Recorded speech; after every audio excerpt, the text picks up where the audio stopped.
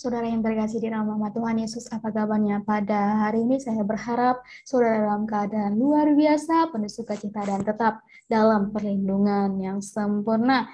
Dan pada kesempatan kali ini bersama dengan saya, Lestari Malau dari Sien Khotbah Pendeta, saya ingin mengajak saudara untuk mendengarkan sebuah jawaban dari seorang saudara kita yang dia telah menerima Tuhan Yesus sebagai Tuhan dan Juru Selamat, dan dia menjawab pertanyaan-pertanyaan dari orang-orang yang memberikan komentar di kesaksiannya. Bagaimanakah kisahnya? Mari kita dengarkan perbincangannya berikut ini bersama-sama. Maaf, menurut Islam yang akan menempati surganya Allah itu hanya orang muslim. Tapi kalau soal gitu-gituan saya nggak tahu ya. Iya mbak, soalnya beda dengan keyakinan kami. Kalau kami itu merujuk kepada firman Tuhan ya.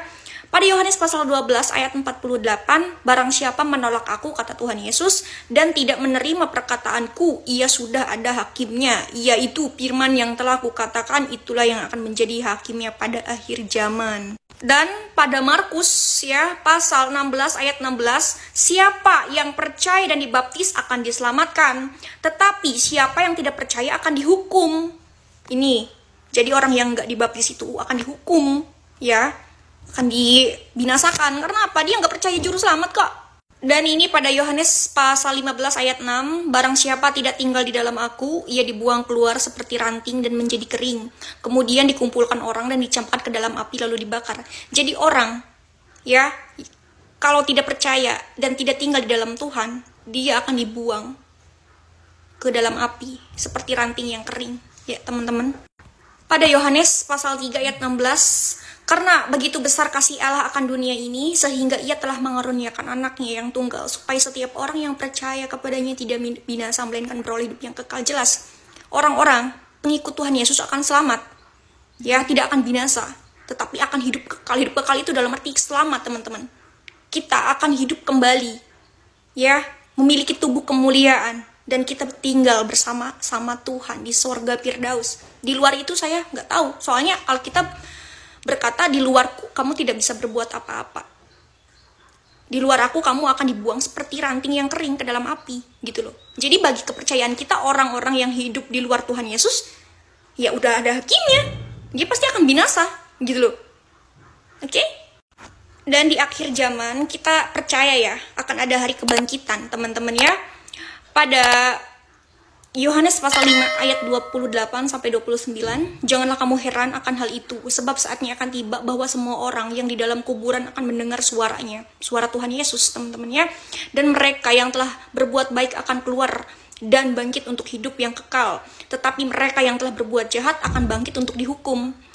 Dan ada lagi pada Yohanes pasal 6 ayat 39 sampai 40, dan inilah kehendak dia yang telah mengutus aku, yaitu supaya dari semua yang telah diberikannya kepadaku, jangan ada yang hilang, tetapi supaya aku bangkitkan pada akhir zaman. Sebab inilah kehendak Bapakku, kata Tuhan Yesus, yaitu supaya setiap orang yang melihat anak dan yang percaya kepadanya beroleh hidup yang kekal, dan supaya aku membangkitkannya pada akhir zaman. Jadi orang-orang yang hidup di dalam Tuhan, yang percaya kepada Tuhan Yesus, dia akan hidup kekal. Amin. Ya mbak ya, hidup kekal itu adalah keselamatan. Jelas sekali. Mbak, saya lahir Kristen, tapi beberapa tahun lalu saya masuk Islam, tapi saya tidak menemukan kedamaian. Sekarang mau masuk Kristen ulang, semoga dilancarkan. Amin. Di dalam nama Tuhan Yesus tidak ada yang mustahil. Sebenarnya kamu itu pilihan Tuhan ya. Kamu tuh pilihan Tuhan, meskipun kamu sudah meninggalkan Tuhan, kamu sudah jauh kepada Tuhan, tapi Tuhan menyambut kamu, Tuhan mencari kamu. Tandanya kamu adalah orang pilihan Tuhan ya. Pada Yohanes pasal 14 ayat 27, damai sejahtera aku tinggalkan bagimu, damai sejahtera aku berikan kepadamu. Dan apa yang aku berikan tidak seperti yang diberikan oleh dunia kepadamu. Janganlah gelisah dan gentar hatimu. Di dalam nama Tuhan Yesus ada kedamaian ya. Karena Tuhan Yesus telah menyertai kita. Tuhan Yesus memberikan damai kepada kita ya teman-teman ya. Dan ingat, tetap teguh di dalam nama Tuhan Yesus. Filipi pasal 1 ayat 21, hidup adalah Kristus dan mati adalah keuntungan ya teman-teman ya. Jangan sesekali iblis mengambil mahkotamu ya, mencuri mahkotamu ya teman-teman. Wahyu pasal 3 ayat 11, aku datang segera kata Tuhan ya. Peganglah apa yang ada padamu supaya tidak seorang pun mengambil mahkotamu. Ingat, tetap setia di dalam nama Tuhan Yesus. Kita percaya ada hari kebangkitan. Ketika kita adalah anak-anak Tuhan, kita adalah pengikut Tuhan Yesus, kita akan diselamatkan. Itu janji Tuhan. Amin, haleluya, amin. Aku pernah hilang tapi ditemukan kembali oleh Tuhan Yesus. Haleluya, sekarang penuh ketenangan dan kedamaian. Amin, terpujilah nama Tuhan Yesus. Ingat, ya, Tuhan Yesus tidak mau kamu binasa. Tuhan Yesus tidak mau kamu binasa. Tuhan mencari kamu, Mbak.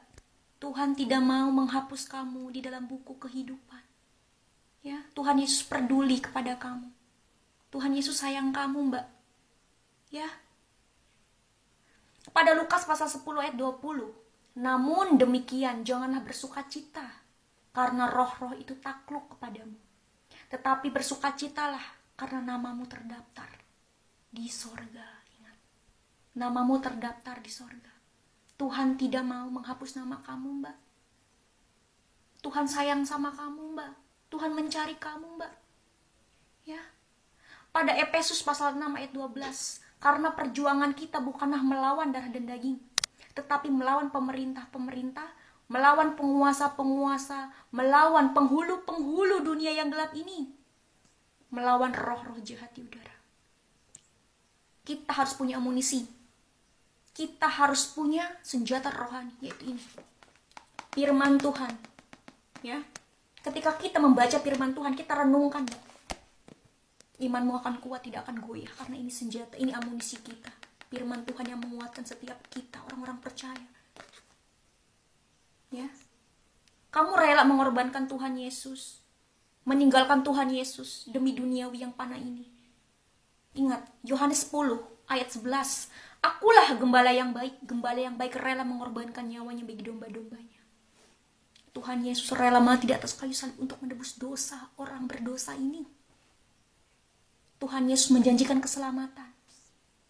Tuhan Yesus berfirman, aku tidak akan membiarkan kamu sebagai yatim, aku akan datang kembali kepadamu. Ingat, Tuhan Yesus sayang kepada kita. Hanya saja kita mau tidak menerima mahkota kehidupan. Hanya saja kita mau tidak menerima kasih karunia ini. Tuhan Yesus memberikan keselamatan ini dengan cuma-cuma.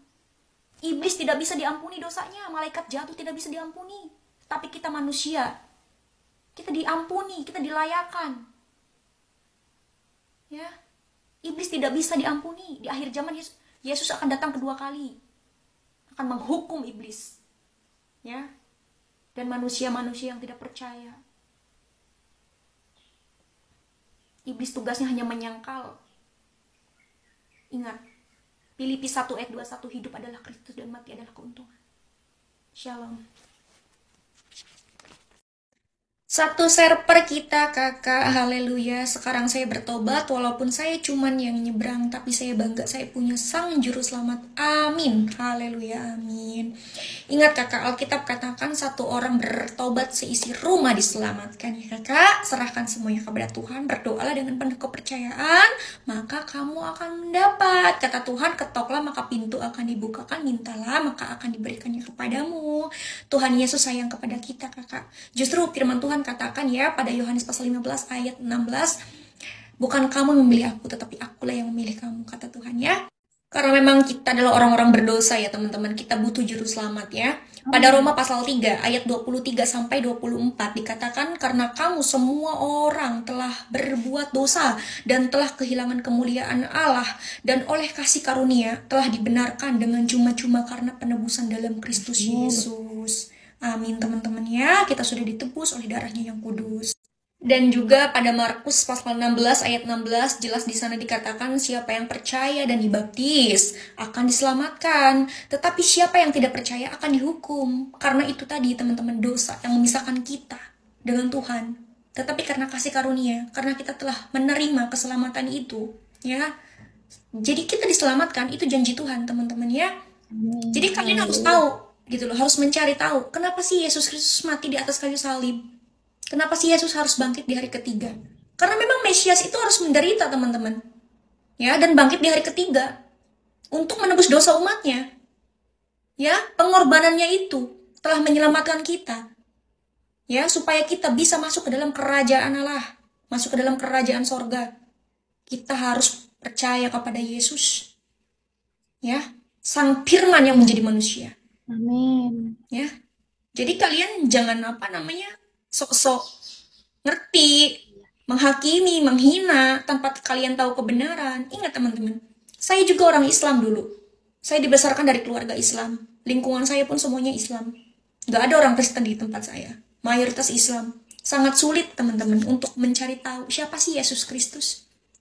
Saya nggak tahu, nggak ada celah untuk mengenal Tuhan. Ya, saya Alkitab aja saya nggak pernah lihat. Baca saja saya tidak pernah. Bagaimana saya tahu kebenaran? Dan puji Tuhan, semua karena izin Tuhan Yesus. Tuhan mengizinkan saya untuk mengenal Sang Mesias Juru Selamat dunia. Dan Yesus Kristus menyediakan tempat untuk orang-orang percaya. Pada Yohanes pasal 14 ayat 3, dan apabila aku telah pergi ke situ dan telah menyediakan tempat bagimu, aku akan datang kembali dan membawa kamu ke tempatku, supaya di mana aku berada, kamu pun berada. Yesus Kristus menyediakan tempat untuk kita, pengikutnya. Ya, amin, haleluya, amin. Haleluya, sungguh luar biasa. Dan semua jawaban-jawabannya sungguh memberikan rasa kepercayaan dan keteguhan hati bagi setiap kita. Dan jangan pernah bimbang, jangan pernah ragu akan kuasa Allah, akan kasih karunia-Nya. Ketika kita berjalan bersama dengan Tuhan, ada damai sukacita, damai sejahtera, ketenangan. Tidak ada rasa khawatir, tidak ada rasa bimbang. Mari tetap semangat dalam mengikut Tuhan. Jangan pernah lelah dalam melayani Tuhan, tetapi biarlah melalui firman-Nya yang menguatkan kita dan melalui tuntunan Roh Kudus kita akan terus berjalan bersama dengan Tuhan. Dan mari kita sebagai alat yang dipakai Tuhan untuk menyampaikan kesaksian-kesaksian bagi saudara kita sehingga mereka mengenal Yesus Kristus dan menerima Tuhan dalam setiap kehidupan mereka. Bersama dengan saya Ayu Lestari Malau dari channel Khotbah Pendeta, Tuhan Yesus memberkati. Shalom.